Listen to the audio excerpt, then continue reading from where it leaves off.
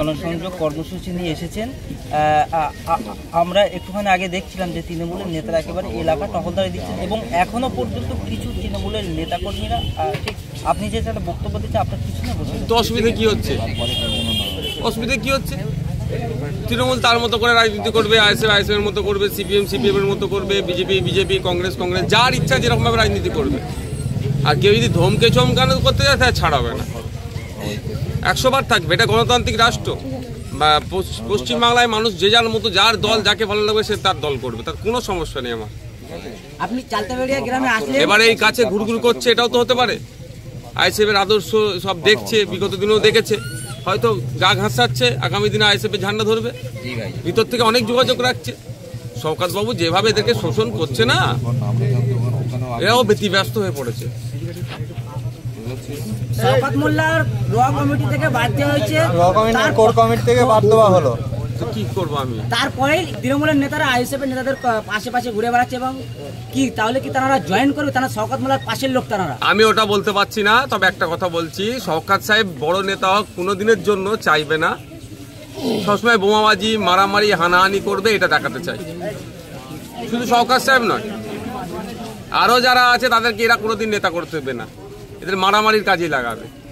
এই কি একটা কোর কমিটি থেকে দেখলাম সেখানে হলো, সেখানে শওকত সাহেবের নাম নেই, অলরেডি সে শওকত সাহেব। এটা অনেক বিতর্ক আছে, অনেক তর্ক আছে। শুধু একটা কথা আমি বলবো, যে গরু দুধ দেয় তাকে লালন পালন করবে, দুধ দেওয়া বন্ধ হয়ে গেলেই তাকে বাজারে তুলবে। আরাবুল ইসলাম সাহেব এতদিন দুধ দিচ্ছিল, আরাবুল ইসলাম সাহেবকে লালন পালন করেছে, খাইয়ে দাইয়ে হষ্টপুষ্ট করে রেখেছিল। যেই দুধ দেওয়া বন্ধ করে দিয়েছে, ওই আমাদের তো মামলা ছিল, আরো অনেক মামলাতে জেল খাটিয়ে দিয়েছে। তো আমি এখন দেখছি এবার যেন মনে হচ্ছে শাহজাহান শেখের পরে আরো শওকত সাহেবের মধ্যে একটা টার্গেট মনে হচ্ছে, আমার যতটুকু বুঝতে পারছি। যদিও যে অন্যায় করেছে সে অন্যায়ের ছাড় নেই, তাকে শাস্তি ভোগ করতেই হবে। কারণ আপনারা জানেন এসটিএফ কদিন আগে জীবনতলা থানাতে একটা এফআইআর করেছে, কি কার্তুজ উদ্ধার হয়েছে। সেই অ্যাকচুয়াল উদ্ধারের হেভি অংশ হয়েছিল কিন্তু উত্তর 24 পরগনায়, দক্ষিণ 24 পরগনায় নিয়ে এসে আবার জীবনতলা থানাতে কেন এফআইআর হলো, এটাও কিন্তু আমাকে ভাবাচ্ছে। ভাইজান, আজকে আমরা এই এলাকাতে আসলাম, কিন্তু এই এলাকার কিছু মানুষ তারা বলছিল যে ঠিক আপনি যখন এইখানে আসবেন ঠিক তৃণমূলের নেতাকর্মীরা তারা আপনাকে দেখে গো ব্যাক স্লোগান দেবে, কিন্তু আপনাকে দেখার পরে তারা চুপচাপ করে বসে রয়েছে। কারো যদি ভালো লাগে দিলে দেবে, কালো পতাকা দেখার হলে দেবে। আমি জিজ্ঞাসা করবো কেন দিচ্ছ, তার জিজ্ঞাসা করবো যদি সুযোগ পাই যে কেন দিচ্ছ ভাই। যদি যুক্তিসঙ্গত থাকে বলবো আর একটা বেশি করে কালো পতাকা দিয়ে আরো 2বার ঘোষণা বলে আমার নামে। এই যুক্তির বাইরে হয় বোঝানোর চেষ্টা করবো। কি হয়েছে? এটাও তো হতে পারে শওকত মোল্লা বারবার বলতেন মমতা ব্যানার্জি তার পাশে আছে এবং যে কোর কমিটি একটা কথা বলো ভাই, ওইসব বাদে অন্য কথা বলো, ওদের নাম কম নাও না ভাইজান। তাহলে রীতিময় কেন নষ্ট করছে বলো তো?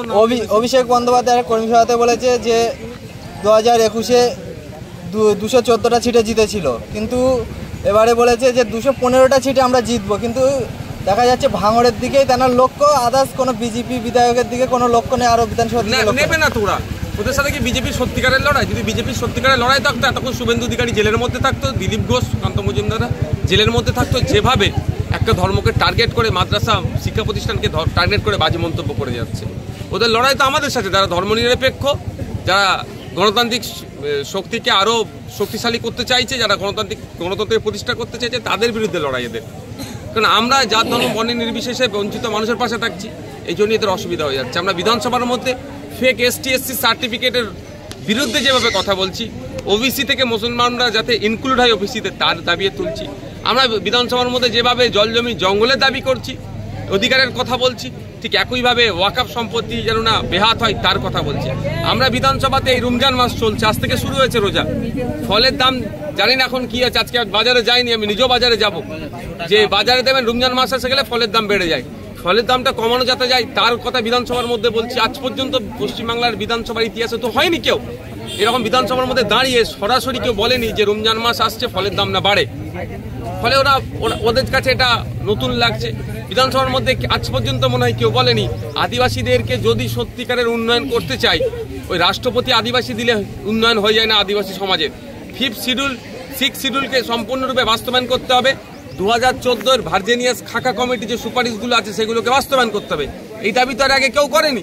ওদের কাছে নতুন লাগছে এবং এরা ভয় পাচ্ছে যে আদিবাসী পিছড়ে বর্গের মানুষেরা, হিন্দু পিছড়ে বর্গের মতুয়া সমাজ, নমদ শূদ্র, মুসলমানরা যদি এগিয়ে আসে তাহলে ওদের রাজনৈতিক কারবার বন্ধ হয়ে যাবে। এদেরকে শুধু ভোট ব্যাংক হিসাবে রাখা হচ্ছে, ফলে টার্গেট আইএসএফ এর উপরে আছে, সংযুক্ত মোর্চার উপরে আছে। আপনারা দেখেছেন শুভেন্দু অধিকারীর বিরুদ্ধে কোনো শুভেন্দু অধিকারীর বিরুদ্ধে কোনো সময় স্পেশাল অবজারভার দিয়েছে দেখেছেন আপনারা? অবজারভার দেয়নি, দিচ্ছে কোথায়? ভাঙড়ে। এটা বুঝতে হবে, বিজেপিকে ফাঁকা জায়গা দিয়ে রেখেছে খেলার জন্য। ভাইজান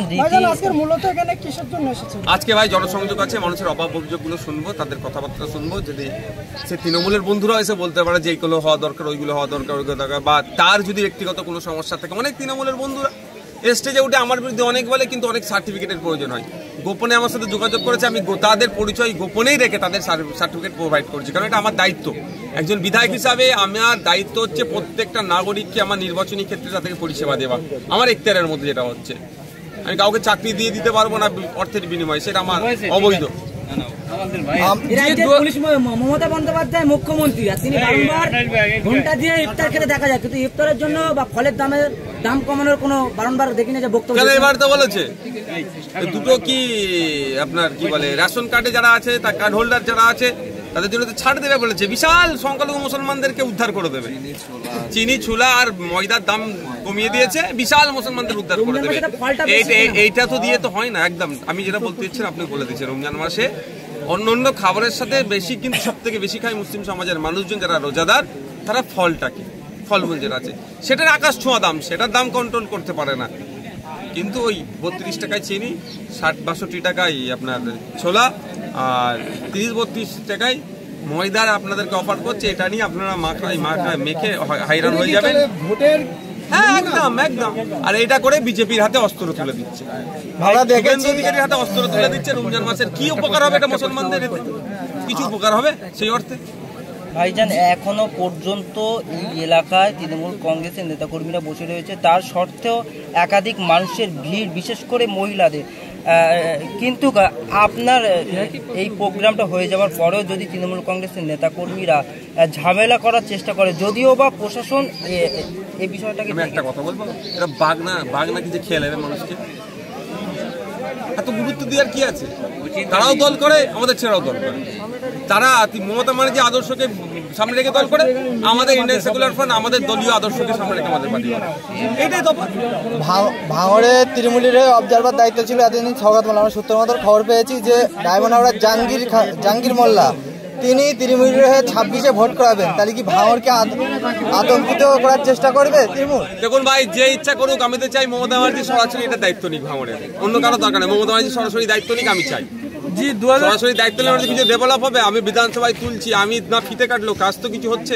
ওই বাসঘাটের যে রাস্তাঘাট, ওইদিকে চণ্ডীপুরের ব্রিজ থেকে শুরু করে কিছু তো কাজ হচ্ছে, সব আমারই তোলা বিধানসভায় আবাস তোলা। না, পঞ্চায়েত ভোটে যেভাবে একাধিক লাশ পড়েছে, সময় কথা বলবে। আমরা কোনোদিন রাজনীতি করি না, করবো না, রক্ত রাজনীতি আমরা করতে চাই না।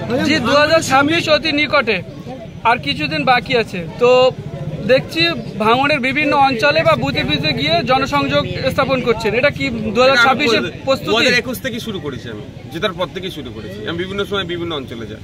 এবার আমার ইচ্ছা ছিল মাসে মাসে একবার করে আসার। দুর্ভাগ্যের বিষয়, আপনারাই আমাকে ভোট দিয়ে যে জায়গায় পাঠিয়েছেন, অর্থাৎ ভাঙড়ের মানুষ, সারা রাজ্যের ছুটে যেতে হচ্ছে। চোপড়াতে যেতে হচ্ছে, পুরুলিয়ায় যেতে হচ্ছে, মালদা, মুর্শিদাবাদ, সারা জায়গায় ছুটে যেতে হচ্ছে যেখানে অন্যায় হচ্ছে। ফলে ভাঙড়ের মানুষকে তুলনামূলক সময় কম দিতে পেরেছি। রমজান কিন্তু একটা কথা তো, যেখানে যাচ্ছে ভাঙড়ের বিধায়ক তো বলছে, চোপড়াতে গেলেও ভাঙড়ের বিধায়ক, মালদাতে গেলেও ভাঙড়ের বিধায়ক, মুর্শিদাবাদে গেলেও ভাঙড়ের বিধায়ক, পুরুলিয়াতে গেলেও ভাঙড়ের বিধায়ক। সেই ভাঙড়ের বিধায়ক এসেছে তাদের পাশে দাঁড়াতে, এটা ভাঙড়বাসীর একটা বড় অ্যাচিভমেন্ট। সূত্র মারফত খবর পাওয়া যাচ্ছে যে আরাবুল ইসলাম সাহেব আইএসএফ এ জয়েন করবেন, কি বলছেন? আমরা নেবো না, একদম নেবো না, বলে দিলাম। ঠিক আছে, থ্যাংক ইউ।